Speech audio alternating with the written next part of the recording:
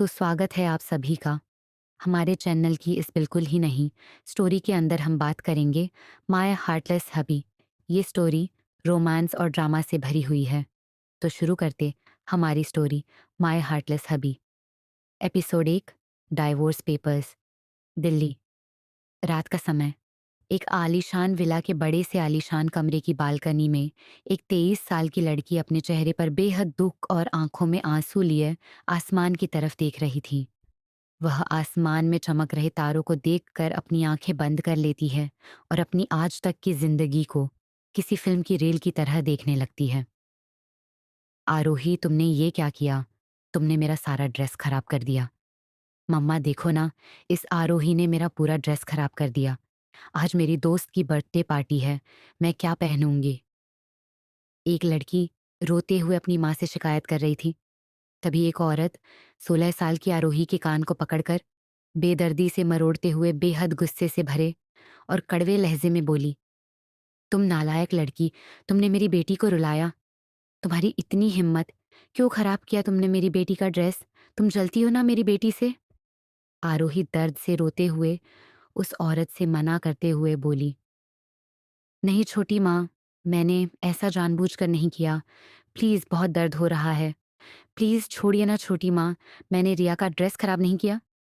आरोही को रोते बिलखते हुए देख वह लड़की, जिसकी उम्र तकरीबन आरोही के जितनी ही थी, जिसका नाम रिया था और वह आरोही की कज़न थी, वह अपने होठों पर डेविल स्माइल करे अपनी चमकती आंखों से देख रही थी।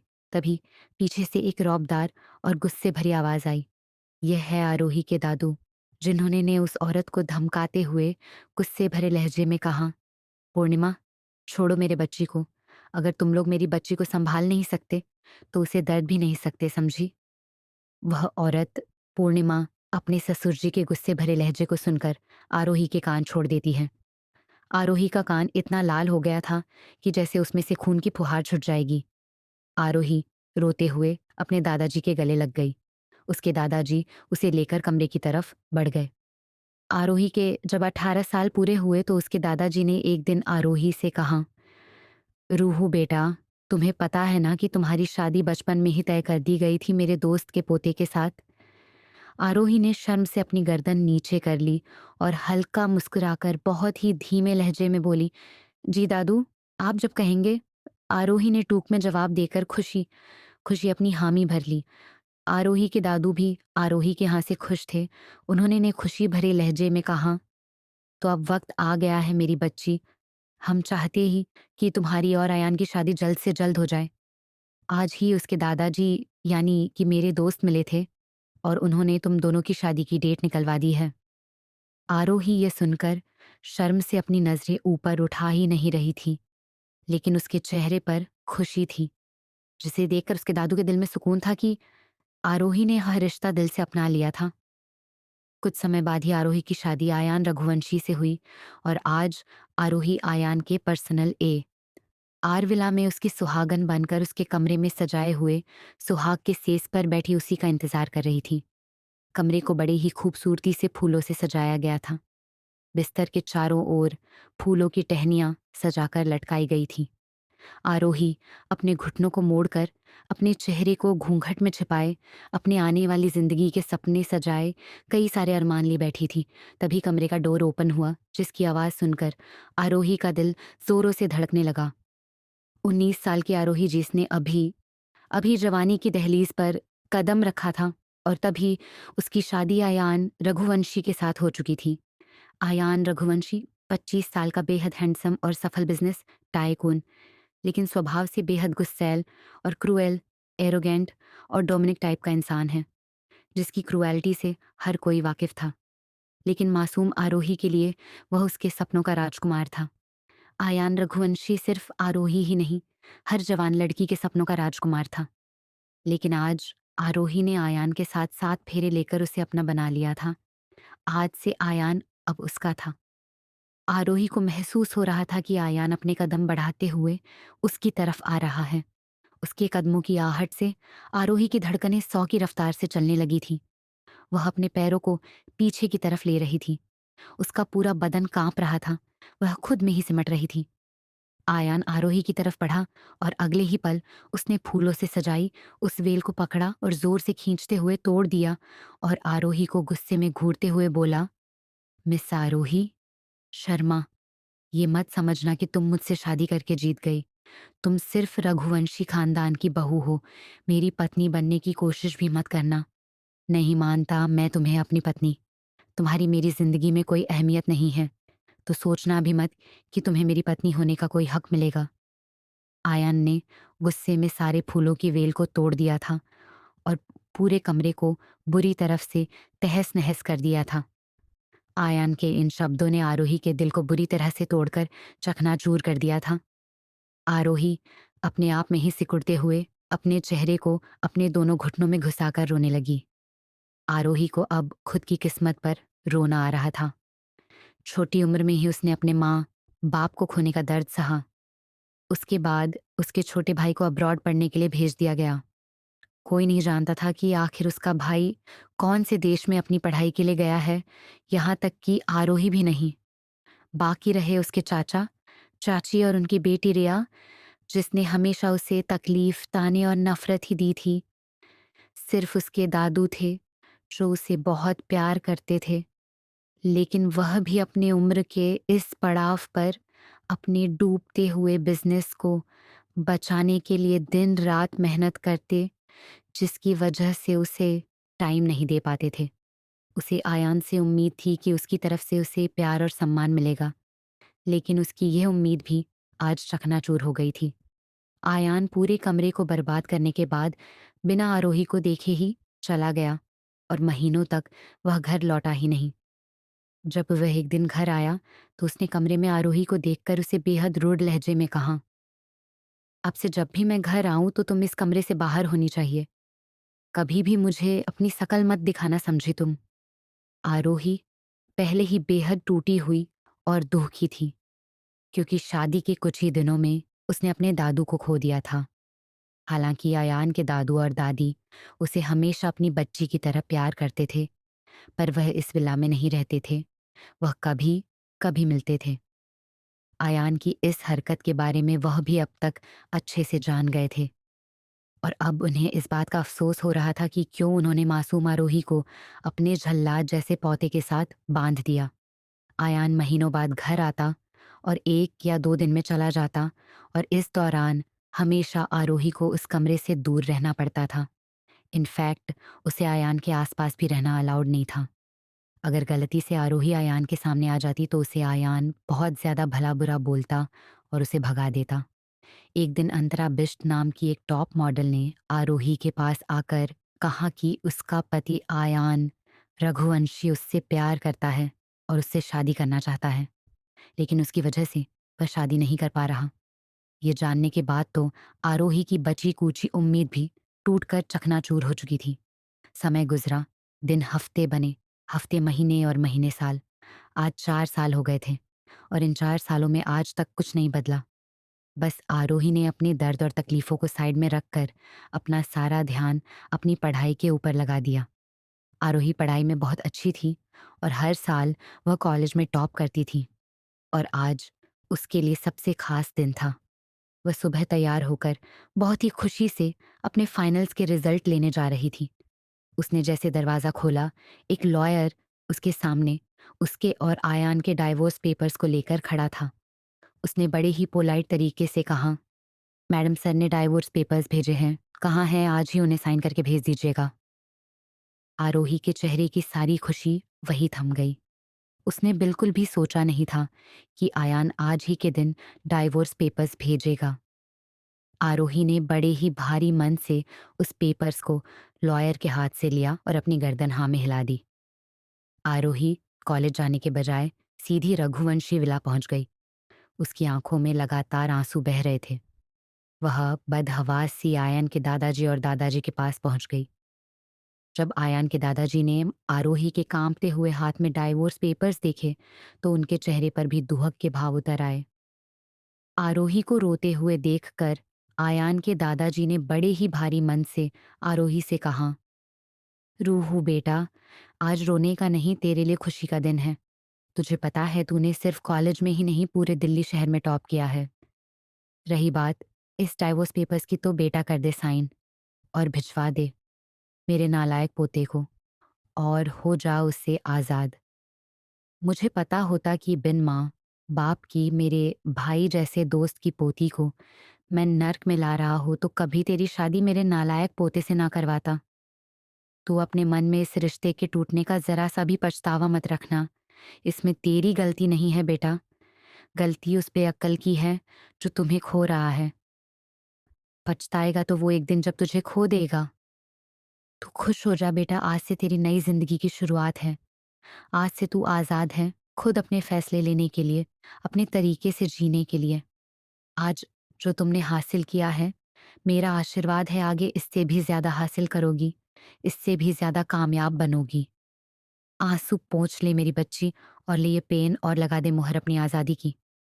आयान के दादाजी एक पेन आरोही के सामने करते हैं। आरोही उनकी बातें बड़े ही ध्यान से सुनती है। फिर वह भरे गले से बड़ी धीमी आवाज में बोली, पर दादू, पर वो और कुछ नहीं बेटा। लो पेन और कर दो साइन और जी लो अपनी जिंदगी अपनी मर्जी से, जहां कोई बंधन ना हो, कोई पूछने वाला ना हो। दादाजी ने बड़ी ही गर्मजोशी से आरोही का हौसला बढ़ाते हुए कहा। अब आरोही ने कुछ देर सोचा और दादाजी के हाथ से जैसे ही पेन लिया, दादी जी, जो कब से चुप खड़ी थी, वह दादाजी से नाराजगी भरे लहजे में बोली, ये आप क्या कर रहे हैं? अपने ही हाथों अपने पोते का घर उजाड़ रहे हैं। अरे, शादी कोई गुड्डा गुड़ियों का खेल नहीं है। पति पत्नी के रिश्ते ऐसे नहीं टूटते। मैं आयान को समझाऊंगी, उसे बताऊंगी कि पति पत्नी के रिश्ते क्या होते हैं। दादी जी की बात पर आरोही रुक गई। तभी दादाजी दादी जी को रोकते हुए बोले, उसने कभी इस रिश्ते की कदर ही नहीं की। उसने कभी इस बच्ची को अपनी पत्नी होने का अधिकार ही नहीं दिया। फिर आप किस रिश्ते की बात कर रही है कौशल्या जी? हम अपने पोते के मुंह में इस बच्ची से उसका जीवन नहीं मांग सकते। उसे पूरे जीवन दुख, दर्द और अंधेरे में नहीं रहने दे सकते। फिर उन्होंने आरोही की तरफ देखते हुए कहा, सोच मत बेटा, कर दे साइन और हो जा आजाद। हाँ, जानता हूँ, आज से 4 साल पहले मैंने ही तुमसे वचन लिया था कि हर हाल में मेरे पोते का साथ निभाना, पर आज मैं ही तुम्हें उस वचन से आजाद करता हूँ। आरोही असमंजस में पेन को बार बार घुमाई जा रही थी। जब उसने दादाजी की बात सुनी तो उसने फिर आगे कुछ नहीं कहा और उन पेपर्स के ऊपर साइन कर दिए। ये सब सोचते हुए आरोही अब प्रेजेंट टाइम में आई। उसने अपनी आंखें खोली और आसमान में टिमटिमाते तारों को देखा। तभी उसे एक टूटता हुआ तारा दिखा। आरोही ने जल्दी से आंखें बंद की और अपने हाथ जोड़कर एक विश मांगी। उसकी आंख से एक बूंद आंसू की टपक गई। फिर उसने अपनी आंखें खोली और शून्य भाव से आसमान को निहारने लगी। वहीं दूसरी तरफ शहर की एक आली। क्या आयान और आरोही का रिश्ता यहीं खत्म हो जाएगा, या फिर दोनों की जिंदगी लेगी यहाँ से कोई नया मोड़? जानने के लिए बने रहिए हमारे साथ। मिलते हैं अगले चैप्टर में। डियर रीडर्स, आज का एपिसोड कैसा लगा कमेंट करके ज़रूर बताएं, और पसंद आए तो लाइक कीजिए। आप लोगों को अगर मेरी कहानी पसंद आए तो PLS रिव्यू और रेटिंग दीजिए, ताकि मुझे कहानी लिखने का मोटिवेशन मिल सके। एपिसोड 2, पति का अधिकार। रघुवंशी इंडस्ट्रीज। आयान के केबिन में। आयान के केबिन का डोर ओपन होता है और एक 25 साल की खूबसूरत लड़की अपनी हिल्स की टिक टिक की आवाज़ के साथ बड़े ही स्टाइल से कैटवॉक करते हुए अंदर आई। आयान की नज़रें बस कुछ पल के लिए ही उसके ऊपर गई, और अगले ही पल उसने अपनी नज़रें फिर से अपने डाइवोर्स पेपर्स पर गड़ा ली। दूसरी तरफ अंकित ने फिर से अपनी गर्दन नीचे कर ली। उसे उस लड़की को देखकर बहुत ज्यादा गुस्सा आ रहा था। वह लड़की बिना आसपास देखे सीधे आयान की गोद में जाकर बैठ गई, और उसने उंगलियों को आयान के गले से होते हुए उसके चेहरे तक लाते हुए बहुत सेडक्टिव वे में कहा, Ayu baby, let's go somewhere to spend some quality time together. यहाँ सफोकेशन सा महसूस हो रहा है। उस लड़की ने तिरछी नजरों से अंकित को देखा, और उसे देखकर उस लड़की के चेहरे पर तिरस्कार वाले भाव आ गए। फिर अगले ही पल वह अपनी नजरें फेरकर अयान को देखने लगी। आयान के चेहरे पर चिढ़न से भरे भाव आ जाते हैं। वह उस लड़की के हाथ को पकड़कर अपने चेहरे से दूर झटकते हुए बड़े ही रूढ़ लहजे में बोला, stop doing all this nonsense Antara, I am not in a good mood. जी हाँ, ये अंतरा बिष्ट है, इस शहर की टॉप मॉडल। रघुवंशी कंपनी की ये परमानेंट मॉडल, वो भी सिर्फ आयान की वजह से। अंतरा के पास खूबसूरती के अलावा और कुछ नहीं था। उसके पास सिर्फ कपड़ों को सिलेक्ट करने का और मेकअप का सेंस था। उसके अलावा उसका मॉडलिंग में भी इतना टैलेंट नहीं था जितना कि आमतौर पर चाहिए था। हालांकि मॉडलिंग में खूबसूरती और परफेक्ट फिगर ज़्यादा मैटर करती है, लेकिन उसके साथ और भी बहुत सी चीज़ें थीं जिनके लिए टैलेंट होना ज़रूरी था, जो कि अंतरा में नहीं था। अंतरा आज इस शहर की टॉप मॉडल थी, तो इसकी वजह सिर्फ आयान था, वरना अंतरा एक नॉर्मल मॉडल भी ढंग से नहीं बन पाती।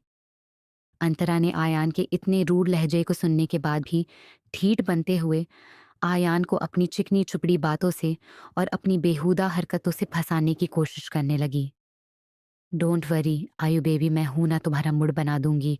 आखिर मैं तुम्हारे लिए ही तो हूं। अंतरा फिर से आयान के गाल को सहलाने लगी। जब उसने आयान की नज़रों का पीछा किया तो पाया कि आयान की नज़रें लगातार टेबल पर पड़े पेपर्स के ऊपर जा रही हैं।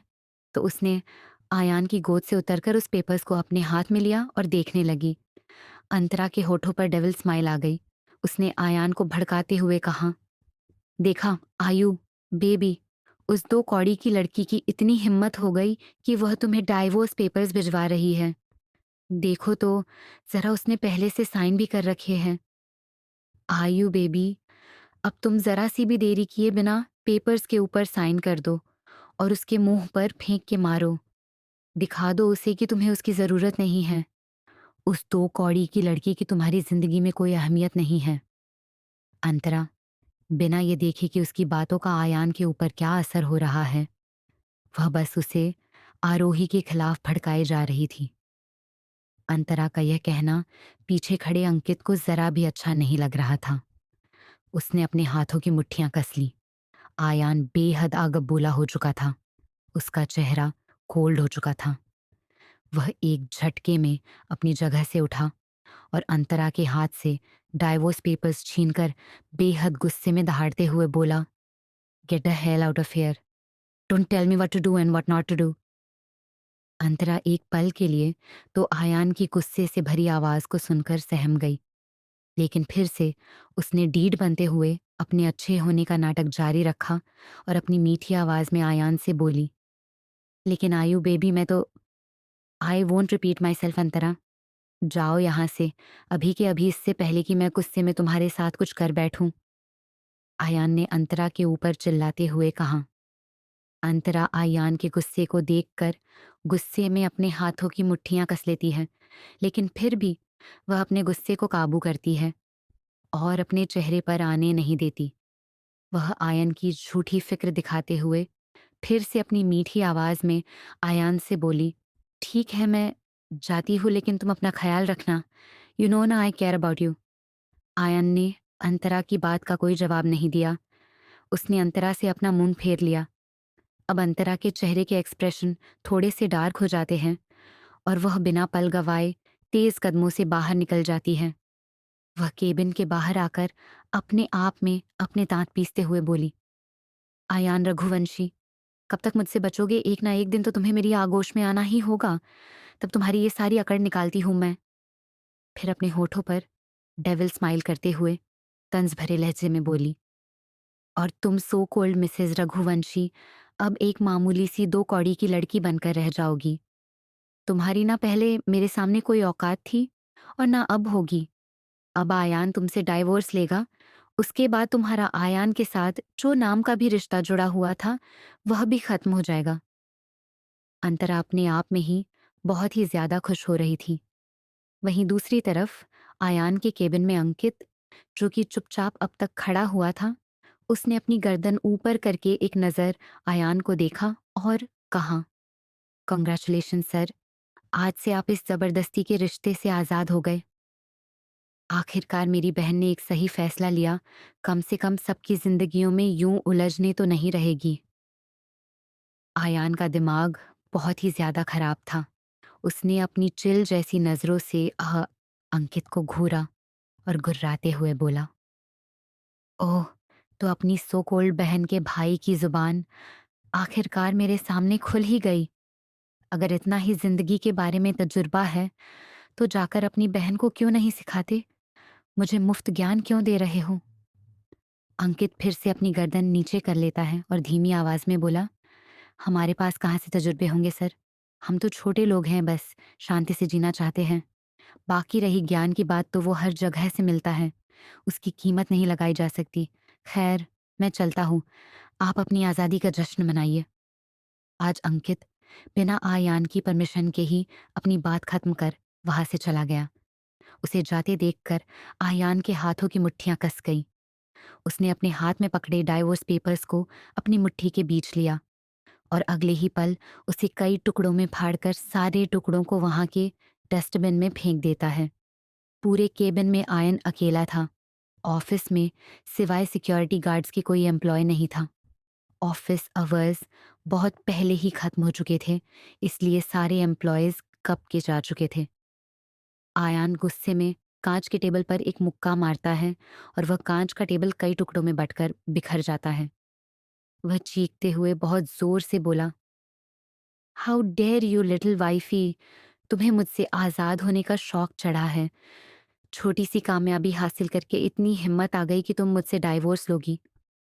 बहुत पर निकल आई है तुम्हारे। अब देखो मैं तुम्हारे पर कैसे काटता हूँ, तुम्हें तुम्हारी असली जगह कैसे दिखाता हूँ। आयान के हाथ पर चोट लग गई थी और उसके हाथ से खून निकलने लगा था, लेकिन उसे उस दर्द का एहसास नहीं हो रहा था क्योंकि इस वक्त वह आरोही के उससे रिश्ता तोड़ने की जलन में जल रहा था, जिसे वह बर्दाश्त नहीं कर पा रहा था। फर्श के ऊपर उसके हाथ से निकल रहे खून की बूंदें टपक रही थी।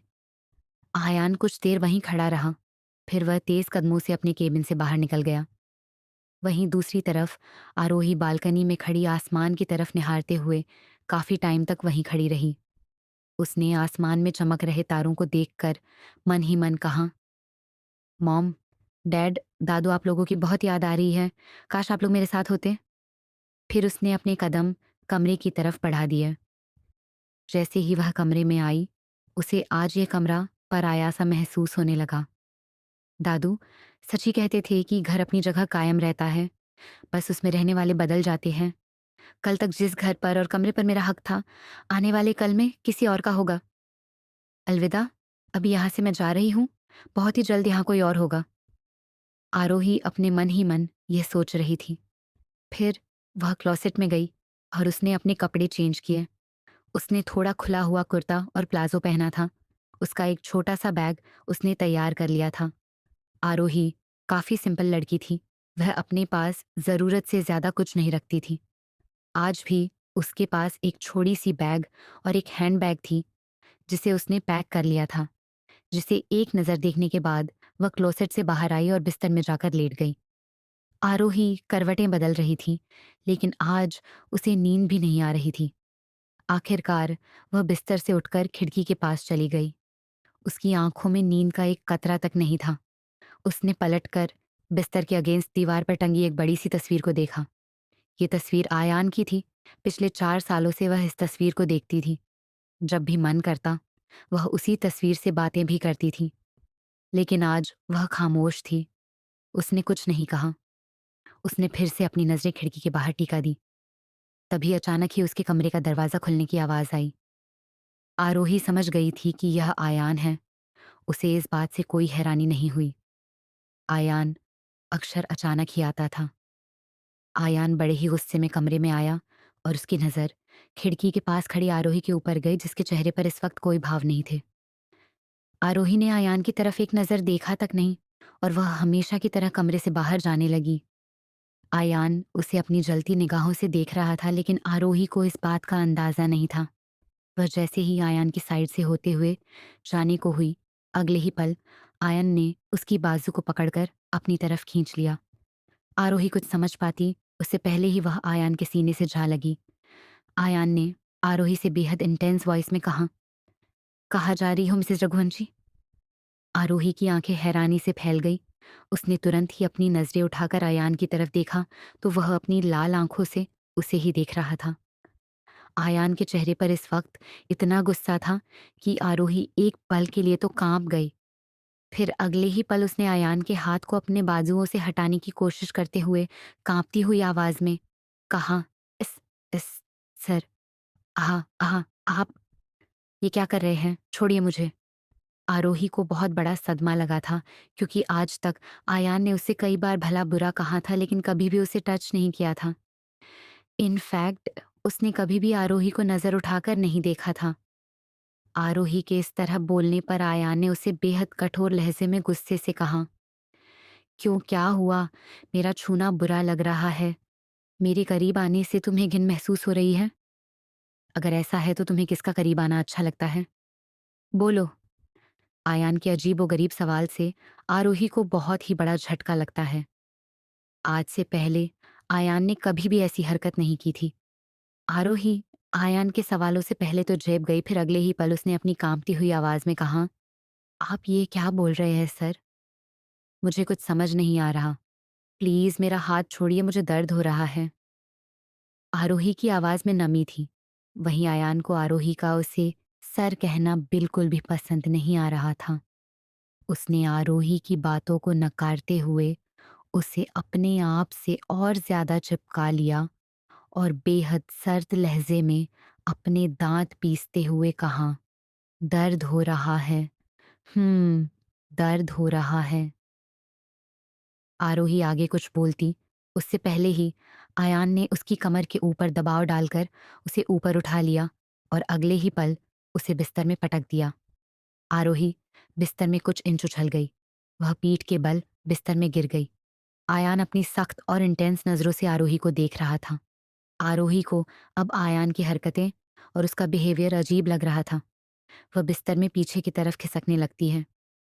आयान आरोही को इस तरह देखकर अपने होठों पर डेविल स्माइल लिए आरोही के आखिरी सवाल का जवाब अपनी मैग्नेटिक और इंटेंस वॉइस में देता है। अपने पति होने का अधिकार लेने आया हूं। तुम्हें यह बताने आया हूं कि तुम मेरी हो लिटिल वाइफी, और तुम्हारी जगह यही है, मेरे पास है। तुम चाहकर भी मुझसे आजाद नहीं हो सकती। आरोही आयान के शब्दों पर विश्वास ही नहीं कर पा रही थी। आखिर यह इंसान है क्या? इसी ने 4 साल पहले उससे कहा था कि वह उसे कभी अपनी पत्नी नहीं मानेगा और ना ही उसे अपनी पत्नी होने का अधिकार देगा। फिर आज वह खुद उससे अपने पति होने का अधिकार कैसे मांग सकता है? आयान का बदला हुआ व्यवहार क्या आरोही समझ पाएगी? आगे क्या होगा, जानने लिए बने रहिए। मिलते हैं अगले चैप्टर में। एपिसोड 3, मदहोश रात। A R villa. आयान के कमरे में आरोही को आयान की बात पर बहुत गुस्सा आ रहा था। आरोही अपने दांत पीसते हुए जैसे ही आयान को कुछ कहने वाली थी, उससे पहले ही आयान उसके ऊपर आ गया। आरोही को आज झटके पर झटके मिल रहे थे। वैसे तो आरोही आयान से प्यार करती थी, पर आयान के इस तरह के बिहेवियर से आरोही को आयान का छूना पसंद नहीं आता। उसके अंदर आयान के प्रति गुस्सा था कि पिछले 4 सालों से उसे एक भी बार यह बात याद नहीं आई, और आज अचानक उसे याद आया कि आरोही उसकी पत्नी है। वो भी तब जब दोनों का रिश्ता खत्म होने को है। आयान ने उसके दोनों हाथों को कस के पकड़कर बिस्तर में दबा दिया था। वह आरोही के होठों की तरफ बढ़ रहा था। अचानक की आरोही होश में आई और अपना फेस दूसरी तरफ फेर कर गुस्से में बोली, नहीं दे रही मैं आपको वो अधिकार। 4 साल तक आपको याद नहीं आया कि आप मेरे पति हैं, और आज जब रिश्ता खत्म होने को है तो आज आपको याद आ गया कि आप मेरे पति हैं। छोड़िए मुझे, हाथ भी मत लगाएगा मुझे, समझे आप? जाइए आप अपनी सो कोल्ड गर्लफ्रेंड के पास और अपनी आज़ादी का जश्न मनाइए। करिए उससे शादी और उसके ऊपर अपना अधिकार जमाना। अब छोड़िए मुझे। आरोही की बातों से अयान को बहुत ज्यादा गुस्सा आने लगता है, लेकिन जैसे ही वह आरोही के मासूम चेहरे को और फड़फड़ाते हुए गुलाबी होठों को देखता है, वह उसकी मासूमियत में खो सा जाता है। आयान रघुवंशी ने बहुत सी खूबसूरती देखी है, लेकिन ऐसी खूबसूरती आज तक नहीं देखी। वह मन ही मन सोच रहा था कि इतनी प्योर और मासूम खूबसूरती भी इस दुनिया में होती है। आज तक उसने जो भी देखा था उसमें कहीं ना कहीं बनावट थी, झूठ और दिखावा। लेकिन आज जिसे देख रहा था वह सब कुछ ओरिजिनल था। उसमें कोई दिखावा, कोई मिलावट नहीं थी। आरोही का गुस्सा, उसकी नाराज़गी, उसकी खूबसूरती को और भी बढ़ा रहे थे। आयान एकटक अपनी मासूम बीवी को देख रहा था, जिसे उसने आज तक कभी नज़र भरकर देखा ही नहीं था, या फिर शायद कोशिश ही नहीं की थी। वह ये सोच ही रहा था कि आरोही ने महसूस किया, आयान की पकड़ उसके ऊपर ढीली पड़ चुकी है। उसने तुरंत ही अपना पूरा जोर लगाकर आयान को खुद से दूर धक्का दे दिया। आयान आरोही के ऊपर से उठकर साइड में जाकर गिरा। आरोही तुरंत ही बिस्तर से नीचे उतर गई और खुद के सीने को अपने दोनों हाथों से ढकते हुए बेहद गुस्से में अपने दांत पीसते हुए बोली, बहुत हो गया आपका। अब मैं एक पल भी यहाँ नहीं रुकूंगी। मैं अभी के अभी जा रही हूँ। मुझे आपसे कोई बहस नहीं करनी। बहुत सह ली मैंने बेइज्जती, लेकिन अब और नहीं। आरोही अपने गुस्से और दर्द में ये बोल रही थी। आयान बिस्तर में लेटे हुए अपना एक हाथ अपने सिर के नीचे टिकाए, अपना सिर ऊपर कर आरोही को अपनी इंटेंस नजरों से देख रहा था। वह सोच रहा था, इस लड़की की इतनी हिम्मत कि वह उसे खुद से दूर करे। वो उसे छोड़कर जाने की बात कर रही है। अब तो वो ऐसा बिल्कुल भी नहीं होने देगा। आरोही अपनी बात खत्म कर अपना बैग लेने के लिए आगे बढ़ी ही रही थी कि आयान एक झटके में बिस्तर से उठा और आरोही के आगे आकर खड़ा हो गया। आरोही कुछ समझ पाती इससे पहले ही आयान ने उसको अपने एक हाथ से कमर से पकड़ा और खुद से चिपका लिया, और दूसरा हाथ उसके सिर के पीछे के बालों में उलझाकर बालों को कस के अपनी मुट्ठी में भर लिया और उसके चेहरे को ऊपर करके अपने होंठ उसके होठों के ऊपर रख दिए। ये इतना जल्दी हुआ कि आरोही को कुछ समझ ही नहीं आया। आरोही की आंखें हैरानी से फैल गई। वह अपनी ही जगह पर जम गई। आयान उसके होठों को अपने होठों में भरकर बहुत ही जोर से सक कर रहा था। आरोही को जब अपने होठों के ऊपर दर्द महसूस हुआ तो वह अपने होश में आई और आयान को खुद से दूर धक्का देने लगी। वह आयान के सीने पर अपने दोनों हाथों की मुट्ठियां बनाकर जोर जोर से मारने लगी। आयान आरोही के एफर्ट्स को देखकर और भी ज्यादा पैशनेट होने लगा। वह और भी ज्यादा फोर्स के साथ आरोही के होठों को सक करने लगा। वह उसके होठों पर हल्के हल्के बाइट भी कर रहा था। आरोही आयान से छूटने के लिए बेहद स्ट्रगल कर रही थी, लेकिन आयान अब पूरी तरह से उसके होठों के ऊपर टूट पड़ा था। उसने आरोही को अपनी बाहों में इतनी जोर से जकड़ रखा था कि अब आरोही हिल भी नहीं पा रही थी। आखिर में आरोही ने थक हार कर खुद को आयान की बाहों में ढीला छोड़ दिया। आयान उसे सांस लेने का भी मौका नहीं दे रहा था। पूरे 20 मिनट की किस के बाद आयान आरोही के निचले होठों को खींचकर उसके होठों को आजाद करता है, लेकिन खुद से दूर नहीं करता।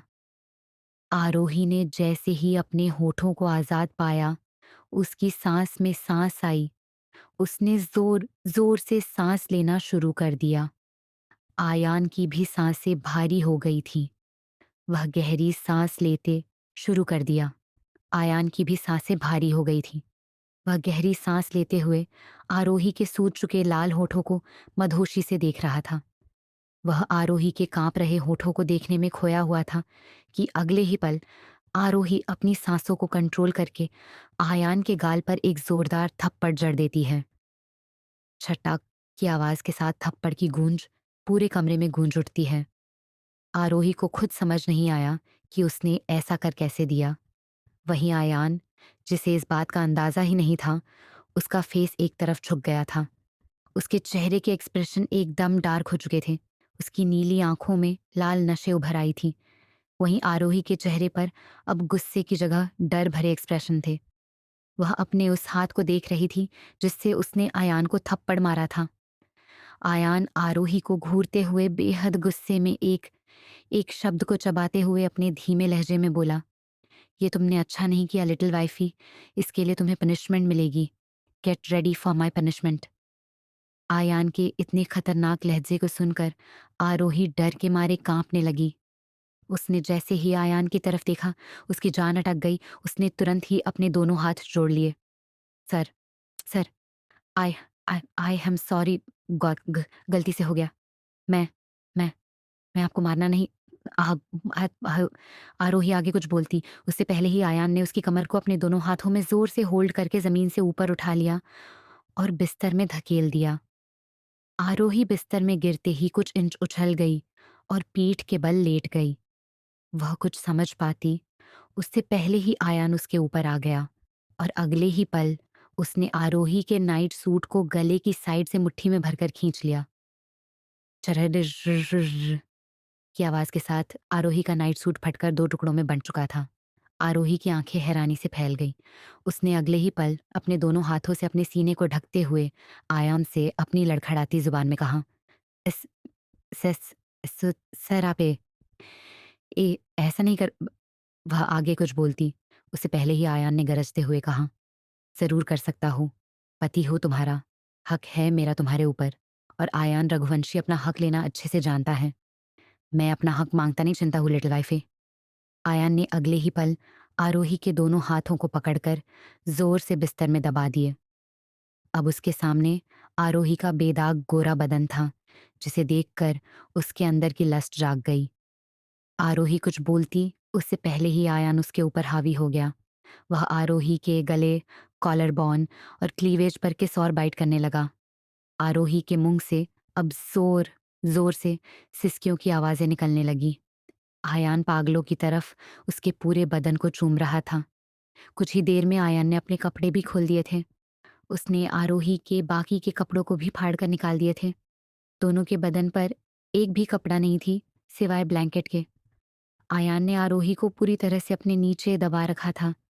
छोटी सी आरोही आयान के वजूद के नीचे पूरी तरह से छुपी हुई थी। आयान उसके होंठ, गाल, गले और कॉलर बोन पर लगातार चूम रहा था। आरोही अपनी सिसकियों को कंट्रोल करते हुए आयान को रोकने के लिए कुछ कहती तो आयान भी उसे हर बार कुछ ऐसा बोलता कि आरोही चुप हो जाती। तभी आरोही के मुंह से चीख निकल गई और अगले ही पल उसके मुंह में ही दब कर रही गई। आयान बिना वार्निंग के ही आरोही में समा गया था और अगले ही पल उसने आरोही के होठों को अपने होठों से ब्लॉक कर दिया। आरोही की आंखों से आंसू की कुछ करते बहकर उसकी आंखों के कोनों से बह गए। आयान ने उसके होठों को पैशनेट तरीके से चूमते हुए अपनी मूवमेंट तेजी से स्टार्ट कर दी थी। उसके कंधे और पीठ पर आरोही के नाखूनों के निशान थे और उसमें से खून निकल रहा था, जिसका असर आयान के ऊपर बिल्कुल भी नहीं हो रहा था। आरोही अपनी आंखें जोर से बंद किए दर्द को बर्दाश्त कर रही थी। वह हैरान थी कि जिस इंसान ने उसे पत्नी मानने से इनकार किया था, जिसने आज डाइवोर्स पेपर्स भेजकर उससे छुटकारा पाना चाहा, वो उसके साथ ये सब कर रहा था। आरोही आयान से प्यार करती थी। इनफैक्ट वे आज भी आयान से प्यार करती है। जब से उसे कहा गया था कि उसकी शादी आयान से होगी, तब से उसने आयान को अपने दिल में बसा लिया था। पिछले 4 सालों से वह एक ही उम्मीद में थी कि किसी दिन तो वह उसे अपनाएगा। लेकिन अंतरा ने उसकी उम्मीदों पर पानी फेर दिया था। उसे एक तरफ तो आयान का उसके करीब आना अच्छा लगा रहा था, लेकिन वह कन्फ्यूज भी थी। उसके अंदर इस वक्त काफी मिक्स फीलिंग पनप रही थी। लेकिन अगले ही पल जब उसे अंतरा की कही गई बात याद आई, तो तुरंत ही उसे आयान के ऊपर गुस्सा आने लगा। वह झटपटाने लगी। वह आयान के सीने पर मारने लगी, जिसे महसूस कर आयान ने उसके होठों को छोड़ा और उसके चेहरे को देखने लगा। उसका पूरा चेहरा लाल हो चुका था। अपने होठों को आजाद पाकर आरोही लंबी लंबी सांसें लेते हुए आयान से बोली, "अगर आपकी गर्लफ्रेंड को पता चल गया तो उसे बुरा लग जाएगा सर। इस वक्त आपको मेरे साथ नहीं, आपकी गर्लफ्रेंड के साथ होना चाहिए।" आरोही जानबूझकर अंतरा को बीच में ले आई। उसे लगा था कि अंतरा के जिक्र पर आयान उसे छोड़ देगा, लेकिन उससे उलट आयान ने जोर से स्ट्रोक करना शुरू कर दिया। आरोही के मुंह से अब तेज सिसकियां निकलने लगी। आयान ने थोड़े रूड लहजे में अपने दांत पीसते हुए कहा, "खबरदार, हमारे बीच में किसी को भी लाने की कोशिश मत करना, समझी? तुम्हें उसकी फिक्र करने की जरूरत नहीं है। फिलहाल तुम मुझ पर ध्यान दो। अगर ये कम है, then I will make you feel my self deep inside you." अपनी बात खत्म कर आयान ने आरोही के गले पर बाइट कर लिया। आई आरोही के मुंह से दर्द से सिसकी निकल गई। "आज के बाद मुझे सर कह के बुलाओगी तो इससे से भी ज्यादा दर्द होगा।" आयान ने बाइट के निशान पर अपने होठों को रखकर बड़े ही सॉफ्ट तरीके से चूमते हुए कहा। आरोही आगे कुछ बोल ही नहीं पाई, लेकिन आयान अब चुप रहने वाला नहीं था। वह आरोही से और भी बेशर्मी भरी बातें करने लगा। आरोही शर्म के मारे अपनी जुबान ही नहीं खोल पा रही थी। पूरे कमरे में आरोही की तेज सिसकियों की आवाजें और आयान की गहरी सांसें और उसकी बेशर्मी भरी बातें गूंज रही थीं।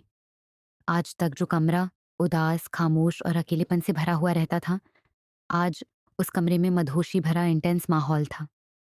वहीं कमरे के बाहर दरवाजे को हल्का खोलकर छोटे से छेद से उन दोनों को नफरत भरी निगाहों से अंतरा देख रही थी। उसे सब कुछ सुनाई दे रहा था। अंतरा के गुस्से में हाथों की मुट्ठियां कस गई थी। वह तो आरोही को नीचा दिखाने आई थी कि आखिरकार वह आयान की लाइफ से निकाली गई और अब वह आयान की जिंदगी में आएगी।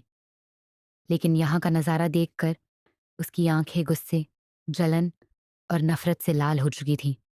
आयान की बातें और आरोही की सिसकियों की आवाजें सुनकर उसके कानों से धुआं निकल रहा था।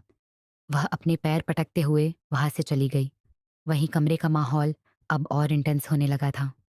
धीरे धीरे रात गहराती गई, लेकिन आयान का जुनून कम होने की जगह और बढ़ता गया। रात भर में ना जाने कितनी ही बार उसने आरोही को अपना बना लिया था। पूरी रात कमरे में आरोही की सिसकियों की और आयान की भारी सांसें और गुर्राने की आवाजें गूंजती रही। रात के ना जाने कौन से पहर में आयान ने आरोही को आजाद किया और उससे अपनी बाहों में लेकर सो गया। आरोही पहले ही थक हार कर गहरी नींद में जा चुकी थी। सुबह का वक्त। आयान की नींद जब खुली तो सुबह के 10 बज चुके थे। उसने अपनी गर्दन नीचे करके देखा तो आरोही उसके सीने से लिपट कर सो रही थी। आरोही ने अपना एक हाथ उसके पेट के ऊपर रखा हुआ था, अपना सिर उसके सीने पर रखा हुआ था और चेहरा पूरा बालों से ढका हुआ था। आयान को आरोही का चेहरा नजर नहीं आ रहा था। आयान ने आरोही के बालों को धीरे से उसके चेहरे से हटाया और उसके मासूम से चेहरे को देखने लगा। उसके चेहरे पर आज अलग ही निखार था, लेकिन थोड़ा सा दर्द भी था। आयान ने उसे धीरे से पकड़कर अपने ऊपर से उठाकर बिस्तर पर लेटाया और उसके माथे पर किस किया। उसने एक नज़र बेडशीट पर डाली जिसमें खून के धब्बे थे। उसकी आंखें कुछ पल के लिए हैरान रह गई, लेकिन अगले ही पल वह नॉर्मल हो गया और सीधा वॉशरूम में चला गया। कुछ ही देर में वह रेडी हो चुका था। वह आरोही के पास आया, जो अभी भी गहरी नींद में थी। रात भर की थकी हुई आरोही चैन की नींद ले रही थी। आयान ने आरोही के होठों को हल्के से चूमा। उसकी नजरें आरोही के गले और कुछ हद तक दिख रहे सीने पर गई, जहां नीले निशान थे। उसने आरोही को ब्लैंकेट से ठीक से कवर किया। उसके होठों पर हल्की सी प्यारी सी मुस्कान थी। वह तेजी से कमरे से बाहर निकल गया। 2 घंटे बाद जब आरोही की नींद खुली तो उसे अपने शरीर में बेतहाशा दर्द महसूस हुआ। उसने किसी तरह अपनी आंखें खोली और आसपास देखा तो कोई नहीं था। आरोही अब धीरे से ब्लैंकेट को अपने सीने पर एडजस्ट करते हुए बैठने को हुई कि उसकी मुंह से आह निकल गई। ही उसका हाथ अपने आप ही अपने पेट के ऊपर चला गया। उसे अपने बदन में बहुत दर्द हो रहा था। अब ना चाहते हुए भी उसके मुंह से आयान के लिए गालियां निकल गई। आहा! जल्लाद, वैम्पायर, जानवर, जंगली सांड कहीं के। ऐसी ना जाने कितनी ही गलियां देते हुए आरोही बिस्तर से किसी तरह उतरी और अपने लड़खड़ाते कदमों से अपने बदन को ब्लैंकेट से पूरी तरह से कवर करके वॉशरूम में आ गई। वह वॉशरूम में बने बड़े से आईने के सामने आकर खड़ी हो गई और उसने ब्लैंकेट को अपने हाथों से आजाद कर दिया। ब्लैंकेट धीरे से उसके बदन से सरक चुका था। आईने में खुद को देखकर आरोही की आंखें हैरानी से फैल गईं। क्या आरोही आयान के साथ रहेगी या चली जाएगी उसे छोड़कर? अंतरा आगे क्या प्लान करेगी, जानने के लिए बने रहिए। मिलते हैं अगले चैप्टर में। एपिसोड 4, आरोही का घर छोड़कर जाना और आयान का गुस्सा होना। AR विला में आयान और आरोही के कमरे में। आरोही वॉशरूम में बड़े से आईने के सामने अपने आप को देखकर हैरान थी। उसने खुद को देखा तो उसे अपने ऊपर तरस आने लगा। उसके पूरे शरीर के ऊपर नीले रंग के निशान पड़ गए थे। हाथों की कलाई और कमर के ऊपर बड़ी बड़ी उंगलियों के निशान छपे हुए थे, जो कि नीले रंग में छपे हुए थे। एक बार फिर उसे आयान के ऊपर बहुत गुस्सा आया और उसने गुस्से और नाराजगी में आयान को फिर से गालियां देना शुरू कर दिया। जल्लाद कहीं के, हवसी राक्षस, आज तक तो कभी आंख उठाकर भी मुझे नहीं देखा और कल रात मेरे ऊपर ऐसे टूट पड़े जैसे जन्मों के भूखे हों। आपने ये ठीक नहीं किया, आपको भी इसकी सजा जरूर मिलेगी। जैसे मैं तड़प हूँ आज तक, आपको भी तड़पाना पड़ेगा। Just wait and watch. Mister खडूस, अब मैं क्या करती हूँ? ना जाने आरोही के दिमाग में क्या चल रहा था। वो बाथटब में पानी के टेम्परेचर को सेट करके हल्के गुनगुने पानी में बैठ गई।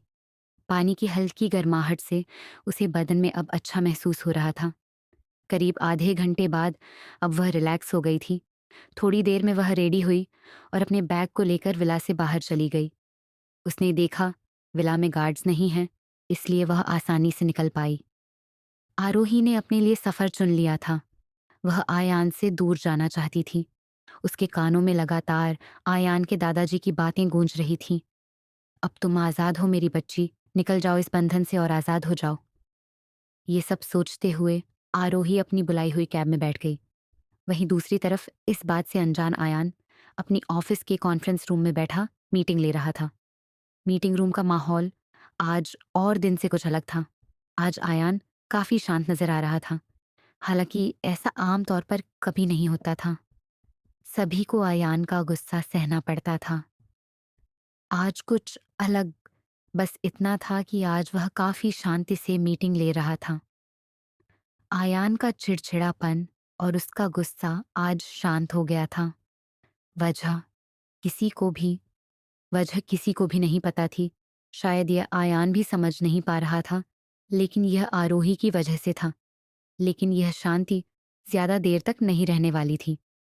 कुछ ही देर में कॉन्फ्रेंस रूम का डोर ओपन हुआ और अंतरा नाराजगी और गुस्से में अंदर घुस आई। कल रात का नजारा देखकर अंतरा के दिल में छुरियां चल रही थी।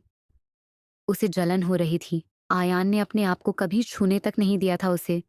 जब भी वह करीब जाने की कोशिश करती तो आयान उसे किसी ना किसी बहाने से अपने आप से दूर धकेल देता था।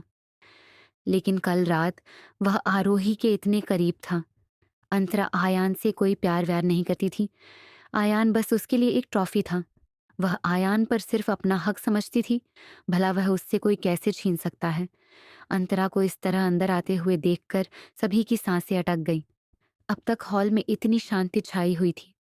आयान ने जैसे ही अंतरा को इस तरह अंदर आते हुए देखा तो उसके एक्सप्रेशन चेंज हो गए। अंतरा कुछ कहती उससे पहले ही आयान ने बेहद सर्द और गुस्से भरे लहजे में अंतरा को वहीं झाड़ दिया। ये क्या बदतमीजी है मिस बिष्ट? बिना मेरी परमिशन के आप अंदर कैसी आई? कार्ड्स कार्ड्स अंतरा के साथ साथ बाकी सब भी आयन की कठोर आवाज से कांप गए।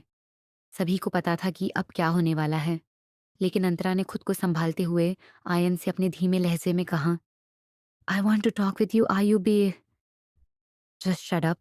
आई don't want to listen to any of your bullshit right now. Guards कहाँ मर गए सबके सब, ले जाओ इसे बाहर वरना अपनी सजा के लिए तैयार रहना। आयान ने बड़ी ही एरोगेंट वॉयस में बेहद गुस्से में चिल्लाते हुए कहा। गार्ड्स जल्दी से भागते हुए अंदर आए और अंतरा को अपने साथ आने के लिए रिक्वेस्ट करने लगे। अंतरा अब कोई आनाकानी नहीं कर सकती थी, क्योंकि वह जानती थी कि आयान का कोई भरोसा नहीं। वह धक्के मारकर भी बाहर निकलवाने से पहले सोचेगा नहीं। आयान का मूड अब खराब हो चुका था। उसके चेहरे के एक्सप्रेशन बेहद कठोर हो चुके थे। अब उसका दिमाग फटने लगा था। फाइनली उसने मीटिंग को ओवर करने के बारे में सोचा। Everybody gets back to your work, Aayan ने लगभग चिल्लाते हुए कहा, जिसकी भारी और कर्कश आवाज को सुनकर सभी एक ही झटके में खड़े हुए और कॉन्फ्रेंस रूम से बाहर चले गए। कोई भी आयान के गुस्से का शिकार नहीं बनना चाहता था। आयान ने अपने फोन को निकाला और उसमें नंबर ढूंढने लगा, लेकिन उसे नंबर नहीं मिला। तो उसने सामने रखे कांच के टेबल पर जोर से हाथ मारते हुए अपने आप से बोला, ब्लडी हेल, अपनी ही बीवी का नंबर नहीं है मेरे पास। Ankit, Ankit, where the hell are you? Ankit तेज कदमों से कॉन्फ्रेंस रूम में आया और आयान के सामने आकर खड़ा हो गया। Yes sir. अंकित ने अपना सिर झुकाकर रखा हुआ था। उसकी धीमी आवाज पर आयान ने अंकित को गौर से देखा, फिर अपनी धीमी मगर सर्द आवाज में कहा, कहाँ थे तुम? ये लड़की कॉन्फ्रेंस रूम में आई कैसे? तुम्हें अच्छे से पता है कि मुझे अपने काम के बीच किसी भी तरह का डिस्टरबेंस नहीं पसंद। आयान की बात पर अंकित ने बिना किसी भाव के धीमे लहजे में कहा, कैसे रोक सकता हूँ मैं उन्हें? आखिर वह आपकी गर्लफ्रेंड जो है। अंकित के मुंह से यह बात सुनकर आयान का दिमाग और खराब हो गया। उसने फ्रस्ट्रेट होकर गुस्से में अंकित को अपनी लाल आंखों घूरते हुए अपने दांत पीस कर सख्त मगर धीमे लहजे में कहा, तुम और तुम्हारी बहन एक ही बात को खींचते क्यों रहते हो? एक वो है जो बार बार मुझे ताने देते रहती है, और एक तुम हो जो कोई कमी नहीं छोड़ रहे मेरा दिमाग खराब करने की। आयन को इतना चिढ़ते हुए देखकर अंकित की आंखें सिकुड़ गई। उसने कुछ नहीं कहा। आयान ने अपने फोन से अपने विला के लैंडलाइन पर फोन किया। सामने से किसी सर्वेंट ने फोन उठाया, लेकिन उसके हेलो कहने से पहले ही आयान ने उसे ऑर्डर देते हुए एरोगेंट लहजे में कहा, अपनी मैडम को फोन दो, मुझे बात करनी है। वह सर्वेंट ये सुनकर चौंक गई। इन 4 सालों में पहली बार था जब आयान ने फोन करके आरोही से बात करने को कहा हो। उस सर्वेंट की बोलती बंद हो गई थी, जिसे कोई जवाब न देता महसूस कर आयान ने गुस्से में चीखते हुए कहा, सुनाई नहीं देता? क्या मैंने क्या कहा? आयान की इतनी कठोर आवाज को सुनकर वह सर्वेंट होश में आई और उसने अपनी कांपती आवाज में कहा, वो वो सर, वो मैडम घर में नहीं है। नहीं है? कहाँ गई है वह? आयान ने वैसे ही लहजे में सवाल किया। वह सर्वेंट वैसे ही जवाब देती है, सर वो तो चली गई। वो बोल रही थी कि वह हमेशा के लिए घर छोड़कर जा रही है और अब से हमारी नई मैडम आएंगी। आयान ने यह सुना तो उसने एक झटके में फोन काट दिया। उसके दिमाग का पारा हाई हो गया। उसके गुस्से की सीमा ही नहीं रही। उसने अंकित की तरफ बड़ी ही खुन्नस भरी नजरों से देखा, जैसे उसे कच्चा चबा जाएगा। अंकित उसके इस लुक को देखकर कंफ्यूजन और हैरानी से उसे देखने लगा, जैसे पूछ रहा हो कि क्या हुआ, अब मैंने क्या कर दिया? आयान ने अंकित को इग्नोर किया और तेज कदमों से बाहर की ओर चला गया। अंकित अब भी हैरान था कि आखिर हुआ क्या। वहीं दूसरी तरफ आयन अपनी कंपनी से निकलकर सीधा रघुवंशी विला पहुंच गया।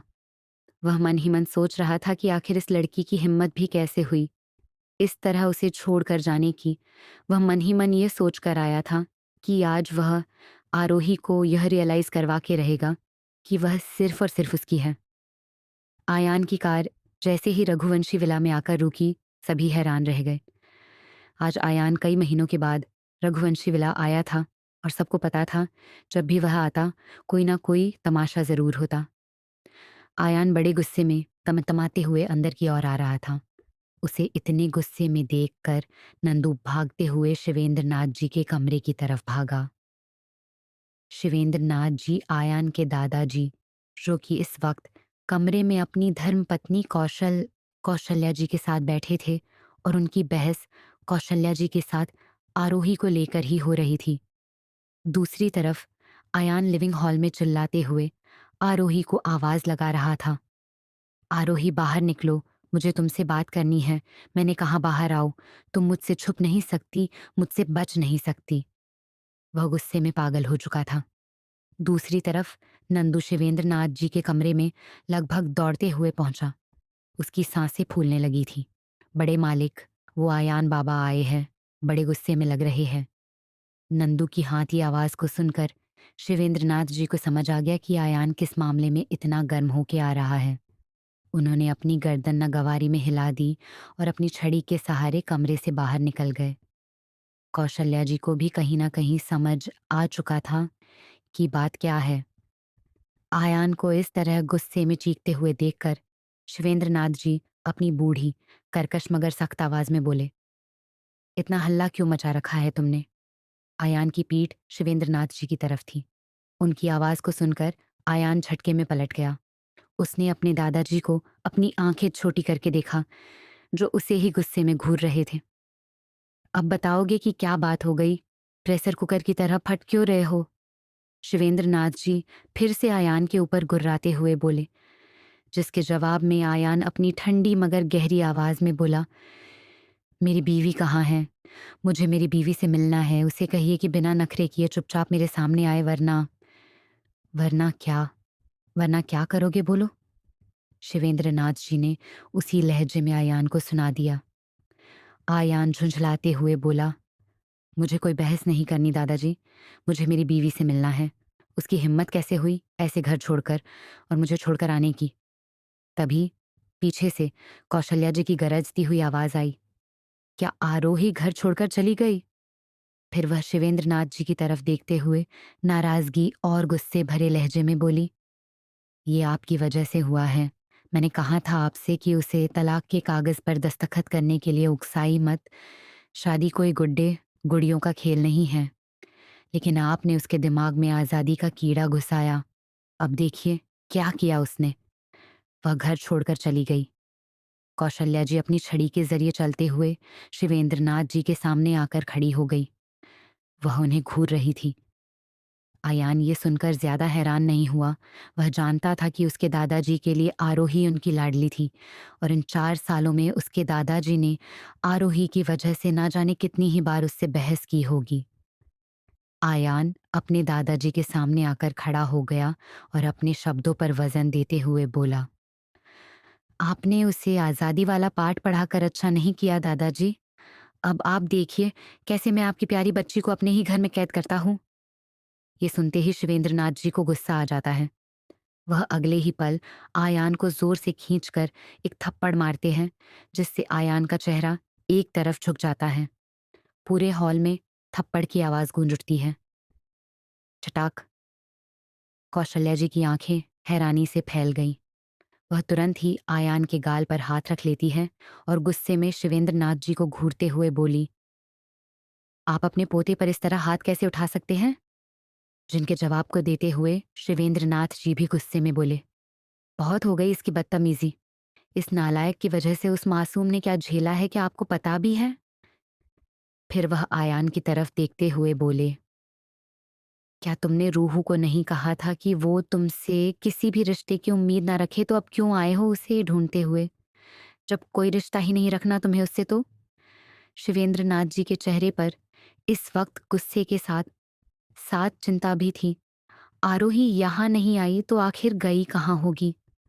आरोही के पास जाने के लिए 2 ही जगह थी, एक तो रघुवंशी विला और दूसरा शर्मा मेंशन, जहाँ उसके चाचा और चाची रहती थीं अपनी बेटी रिया के साथ।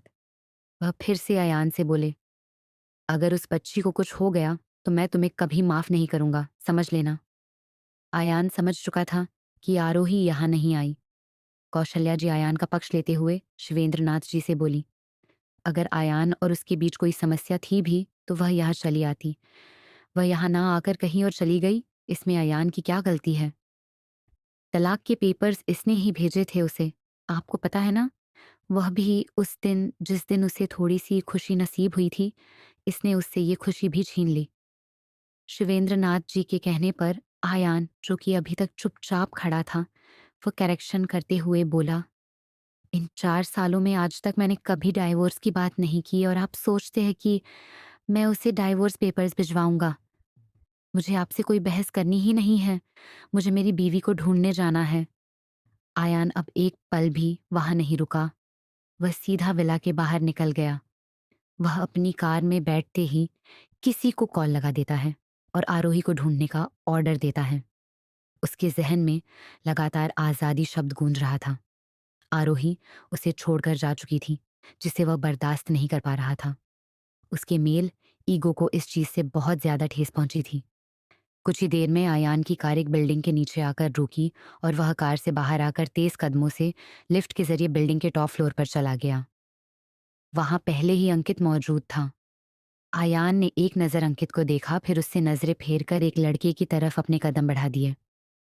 अंकित ने अपनी तरफ से आरोही को ढूंढने की पूरी कोशिश की, लेकिन आरोही हवा की तरह ऐसे गायब हुई कि अपने पीछे कोई निशान तक उसने नहीं छोड़ा था। वहीं दूसरी तरफ आयान एक 20 साल के लड़के के पास खड़ा आरोही के मोबाइल की लोकेशन निकलवा रहा था, लेकिन अफसोस कि वह लोकेशन उसके एआर विला की ही दिखा रही थी। आरोही अपना फोन वहीं पर छोड़कर चली गई थी। आरोही कहाँ चली गई? क्या आयान आरोही को ढूंढ पाएगा?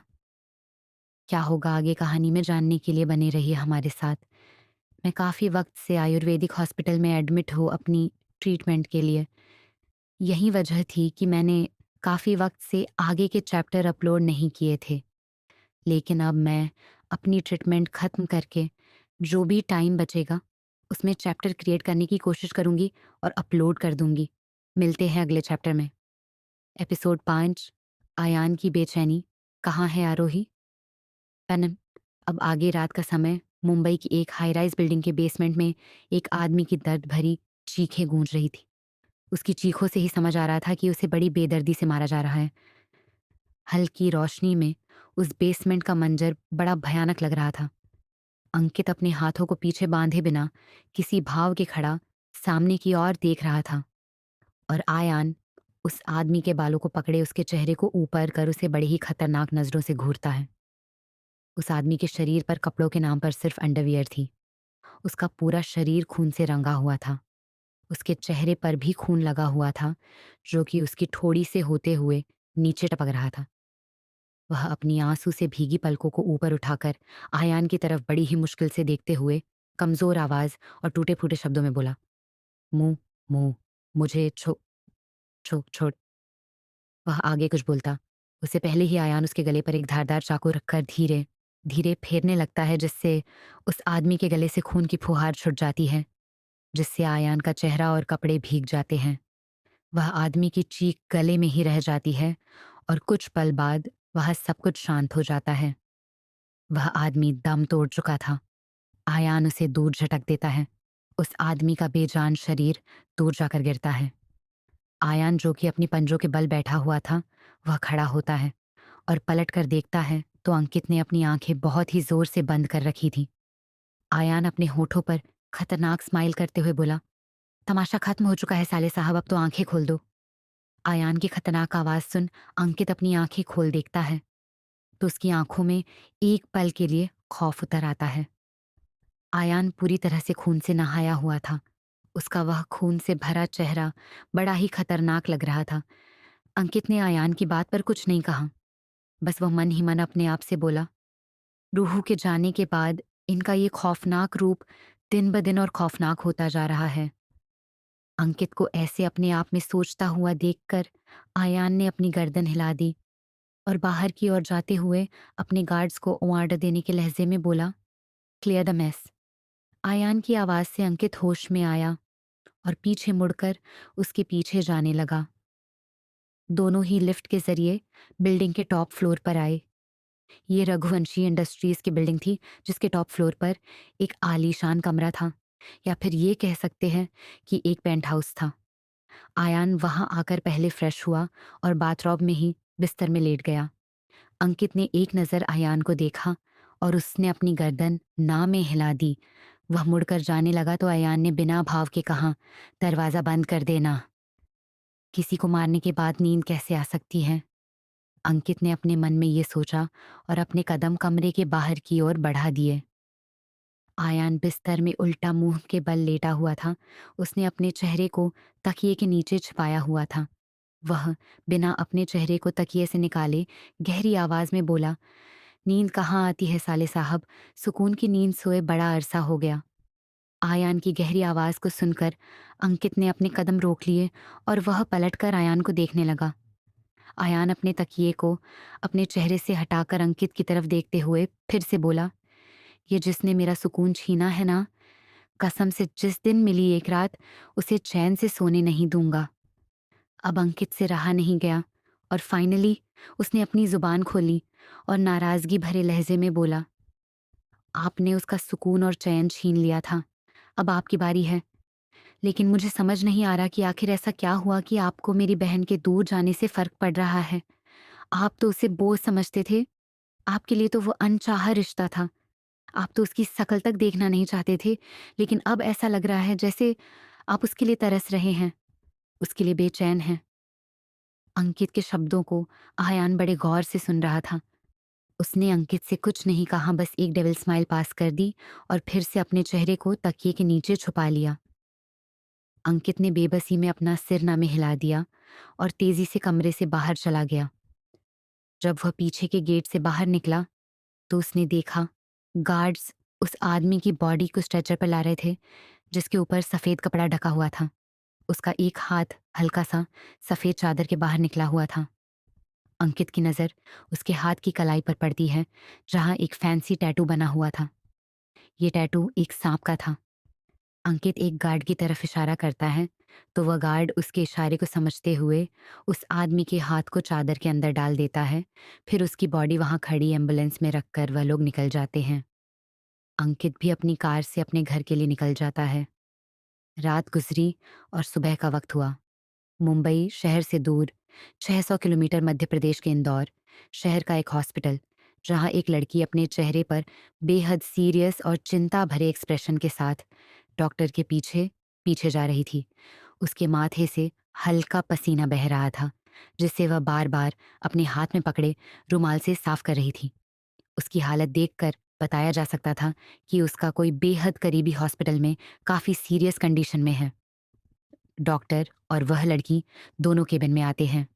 डॉक्टर के चेहरे पर बेहद सीरियस लुक थे। वह अपनी चेयर पर बैठते हुए उस लड़की को हाथ के इशारे से चेयर पर बैठने को कहते हैं, तो वह लड़की डॉक्टर की ठीक सामने वाली चेयर पर बैठ जाती है। डॉक्टर उस लड़की से बेहद सीरियस लहजे में बोले, प्राची, तुम्हारे पापा को अब मुंबई ले जाना होगा। उनका ऑपरेशन अब सिर्फ एक ही डॉक्टर कर सकते हैं, डॉक्टर शरद भाटिया। प्राची के माथे पर हल्के बल पड़ गए और उसने बेहद सीरियस होकर डॉक्टर से कहा, लेकिन डॉक्टर, आपने कहा था कि उनकी अपॉइंटमेंट लेना बहुत मुश्किल है। वो काफ़ी बिजी होते हैं और उनकी अपॉइंटमेंट के लिए महीनों तक इंतज़ार करना पड़ता है। कैसे होगा यह? प्राची की आवाज़ में बेबसी और चिंता थी, जिसे डॉक्टर अच्छे से समझ सकते थे, लेकिन वह भी कुछ न कर पाने की गिल्ट में थे। जानता हूँ प्राची, पर हमारे पास तुम्हारे पापा को बचाने का यह एक ही तरीका है। ऑपरेशन के बाद उनके बचने के चांसेस बेहद कम हैं। डॉक्टर शरद ही है जो उनको बचाने में शायद कामयाब रहे।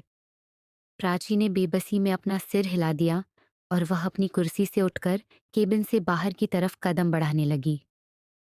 तभी डॉक्टर ने पीछे से हल्की सी आवाज लगाते हुए कहा, प्राची, मैं कोशिश करूंगा, अगर उनकी अपॉइंटमेंट जल्दी मिल जाए तो। प्राची डॉक्टर की बात पर पलटी और अपनी गर्दन हाँ में हिला दी। उसकी आंखों में मायूसी देखकर डॉक्टर को भी उसके ऊपर तरस आ गया। तभी एक नर्स डॉक्टर के केबिन में आई, जो प्राची को मायूस होकर जाते हुए देखने लगी। प्राची के जाने के बाद वह डॉक्टर की तरफ अपनी नजरें घुमा देती है, जो कि प्राची को ही जाते हुए देख रहे थे। नर्स डॉक्टर का ध्यान अपनी तरफ करने की बोली, डॉक्टर। डॉक्टर नर्स की आवाज पर होश में आए और नर्स की तरफ देखने लगे। नर्स फिर से बोली, क्या हुआ डॉक्टर, आप ठीक है ना? डॉक्टर ने हल्की मायूसी के साथ कहा, हाँ, बस थोड़ा बुरा लग रहा है। बेचारी ने अपने पूरे परिवार को खो दिया, सिर्फ उसके फादर बचे थे, अब वह भी। खैर, बोलो क्या कह रही थी तुम? डॉक्टर की बात पर नर्स एक नज़र केबिन के डोर को देखती है। प्राची अब वहां नहीं थी, वह चली गई थी। अब वह डॉक्टर को एक पेशेंट की रिपोर्ट्स दिखाकर डिस्कस करने लगती है। डॉक्टर भी उसे कुछ समझाने लगते हैं। वहीं दूसरी तरफ प्राची मायूसी से अपने घर की ओर निकल गई थी। उसकी स्कूटी एक छोटे से घर के आगे आकर खड़ी हो जाती है और वह हेलमेट अपने सिर से उतारकर अपने हाथों में लटकाकर घर के अंदर चली जाती है। वह घर के हॉल में पहुंचती है तो एक लड़की किचन से बाहर निकलकर हॉल में आते हुए प्राची को देखकर बोली, अब अंकल की तबीयत कैसी है? प्राची हेलमेट और चाबियों के गुच्छे को कॉफी टेबल पर रखते हुए मायूसी से वहां रखे सोफे पर बैठते हुए बोली, वैसी ही जैसे हमेशा रहती है। कहते हुए प्राची की आंखों में आंसू आ जाते हैं, जिसे देखकर वह लड़की जल्दी से प्राची के पास आकर सोफे पर बैठ उसे साइड से गले लगाते हुए उसे कंसोल करते हुए बोली, हे, सब ठीक हो जाएगा। प्राची की अब सिसकियां निकलने लगी। वह रोते हुए उस लड़की की तरफ देखकर बोली, कैसे ठीक हो जाएगा आरोही? तुम्हें पता है आज डॉक्टर ने क्या कहा? उन्होंने कहा कि पापा का ऑपरेशन रिस्की है, उनके बचने के चांसेस बहुत कम हैं। उन्हें मुंबई ले जाना होगा। वहाँ कोई डॉक्टर शरद भाटिया है, वही हैं जो पापा को बचा सकते हैं, लेकिन उनकी अपॉइंटमेंट मिलना बहुत मुश्किल है। आरोही प्राची की बात पर मायूस हो गई। फिर अचानक ही उसके दिमाग में जैसे कुछ क्लिक हुआ और उसने प्राची से पूछा, क्या तुमने मुंबई के डॉक्टर शरद भाटिया कहा? प्राची ने अपनी गर्दन हाँ में हिला दी तो आरोही कुछ गहरी सोच में पड़ गई। प्राची आरोही के इस रिएक्शन से कंफ्यूज हो गई। आरोही ने आगे कुछ नहीं कहा। वह दोनों थोड़ी देर में अपने अपने काम पर निकल गई। ऐसे ही शाम हो गई और दूसरी तरफ मुंबई में आर्यन अपने ऑफिस के केबिन में बेहद सख्त एक्सप्रेशन के साथ अपनी चेयर पर बैठा हुआ था। उसके सामने कुछ लोग खड़े थे जिनके चेहरे पर इस वक्त डर का पहरा था। तभी अयान ने उन्हें बेहद गुस्से भरे लहजे में कहा, पिछले 2 सालों से मैं एक ही बात सुना रहा हूं कि तुम लोग कोशिश कर रहे हो। तुम लोग एक लड़की नहीं ढूंढ पाए? अयान की आवाज में गुस्से के साथ साथ एक तड़प थी, लेकिन उन लोगों को अयान का सिर्फ गुस्सा नजर आ रहा था। उन लोगों में से एक आदमी बोला, बॉस वो उन्होंने कोई भी। वह आगे बोल पाता उससे पहले ही अयान ने उसकी बात पूरी की और वह दहाड़ते हुए बोला, कोई क्लू नहीं छोड़ा। यही बात सुनकर मैं पक गया हूं। Ankit, fire all these nonsense people and hire some others. ये सुनकर वह लोग हैरान रह गए। अब उन्हें कोई नई नौकरी ढूंढनी पड़ेगी। वह सभी जल्दी से अपनी झुकी हुई गर्दन को ऊपर उठाकर नामे हिलाते हुए बोले, नहीं सर, प्लीज हमें नौकरी से मत निकालिए। वह सभी आयान से मिन्नतें कर रहे थे। अगर वह यहाँ से निकाले गए तो उन्हें कहीं और काम मिलना नामुमकिन था। आयान को उनके गिड़गिड़ाने से कोई फर्क नहीं पड़ रहा था, पर वह जानता था कि यह उसकी सबसे बेस्ट इन्वेस्टिगेशन टीम है। इसलिए वह उन्हें आखिरी वार्निंग देते हुए बोला, अगर तुम लोगों ने इस एक हफ्ते में उसे नहीं ढूंढा तो तुम लोग इस बार जॉब से नहीं जान से जाओगे। आयान की खतरनाक आवाज और उसकी वार्निंग को सुनकर सभी के होश उड़ गए। अब उनके पास कोई रास्ता नहीं था। आयान के इशारे पर वह लोग केबिन से बाहर निकल गए और आयान भी वहां से विला चला आया। अब तक रात हो चुकी थी और वह अपने विला में था जहां आरोही रहा करती थी। वह अपने कमरे में था। वह सोफे पर बैठे बिस्तर को एकातक घूर रहा था। 2 साल 2 साल हो चुके हैं लिटिल वाइफ ही तुम्हें मुझसे दूर हुए। मेरी सजा अब खत्म और तुम्हारी सजा शुरू। आयान अपने आप में ही बोला और कांच के टेबल पर रखे हुए शराब के गिलास को उठाकर अपने होठों से लगा दिया। इस दौरान एक भी बार उसकी नजरें उस बिस्तर से नहीं हटी थीं। क्या 2 साल बाद आरोही मुंबई लौट कर आएगी? क्या आयान को आरोही के बारे में पता चल पाएगा? आगे जानने के लिए बने रहिए हमारे साथ। मिलते अगले एपिसोड में। डियर लिसनर, आज का एपिसोड कैसा लगा? कमेंट करके ज़रूर बताएं और पसंद आए तो लाइक कीजिए।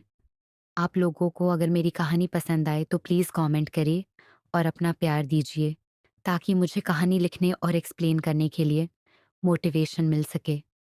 Thank you for watching.